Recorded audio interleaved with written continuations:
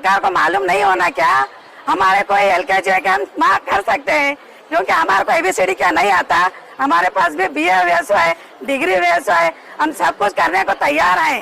इस वीडियो में हम बात करने वाले हैं आंगनवाड़ी कार्यकर्ता सहायिका मिनी बहनों से जुड़ी एक बड़ी और महत्वपूर्ण अपडेट निकल के आ रही है, जो कि आप सभी आंगनवाड़ी बहनों के लिए काफी महत्वपूर्ण होने वाली है।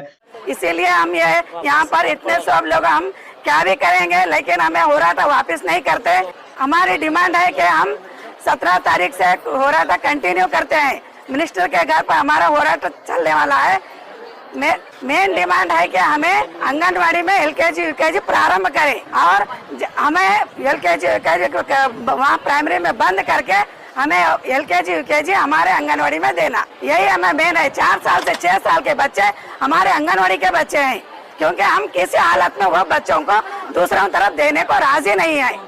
मेरा नाम बिस्मिल्ला बेगम है, मैं अफजलपुर तालुके की आंगनवाड़ी कार्याध्यक्ष हूँ। ಕಲ್ಯಾಣ ಕರ್ನಾಟಕ ಭಾಗದ 7 ಜಿಲ್ಲೆಗಳಲ್ಲಿ ಇವತ್ತು KKRDP ಮುಖಾಂತರ ಶಿಕ್ಷಣ ಇಲಾಖೆಯವರು 1008 ಪ್ರೈಮರಿ ಸ್ಕೂಲ್ಗಳಲ್ಲಿ LKG UKG ಪ್ರಾರಂಭ ಮಾಡಬೇಕಂತೇಳಿ ಇವತ್ತು ಆದೇಶವನ್ನು ಹೊರಡಿಸಿದೆ। 3ನೇ ತಾರೀಕಿಗೆ 7 ಜಿಲ್ಲೆಗಳದ 10,000 ಜನ ನಾವು ಹೋರಾಟ ಮಾಡಿದ್ವಿ। ಅವತ್ತೇ ಶಿಕ್ಷಣ ಆಯುಕ್ತರು ಅದು ಆರ್ಡರ್ ಅನ್ನ ತಟಸ್ಥಗೊಳಿಸಿ ನಾವು ಮಾಡೋದಿಲ್ಲ ಅಂತೇಳಿ ನಮ್ಮನ್ನ ಹೋರಾಟದಿಂದ ಎಬ್ಸಿದ್ರು। 12ನೇ ತಾರೀಕಿಗೆ ನಮಗೆ ಮಾತುಕತೆ ಕರೆದಿದ್ದಾರೆ ಸಂಘಟನೆಯಿಂದ, ಆದ್ರೆ 11ನೇ ತಾರೀಕಿಗೆ ಇವತ್ತು ಸಾಯಂಕಾಲ 6 ಗಂಟೆಗೆ ಮತ್ತೆ ರೀ ಆರ್ಡರ್ ಮಾಡ್ತಾರೆ। ಏನು ಇದರ ಉದ್ದೇಶ ಅಂತಂದ್ರೆ LKG UKG ಪ್ರೈಮರಿ ಸ್ಕೂಲ್ಗಳಲ್ಲಿ 4 ವರ್ಷದ ಮಕ್ಕಳು 5 ವರ್ಷದ ಮಕ್ಕಳನ್ನ ತಗೋಬೇಕು, ಒಂದು ಸ್ಕೂಲಿಗೆ 30 ಮಕ್ಕಳು ತಗೋಬೇಕು।